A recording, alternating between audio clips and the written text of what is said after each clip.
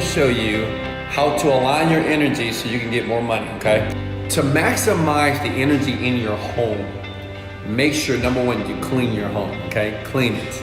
Because when you have a cluttered, dirty home, it's very hard to have a mind that's not cluttered. Does that make sense?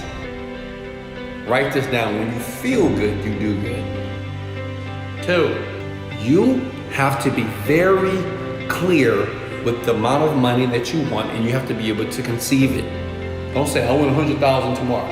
It's not gonna work.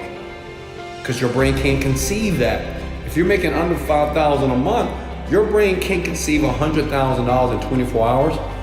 Conceive something that you can actually see yourself doing or attracting to your life. Hey, this is Wesley.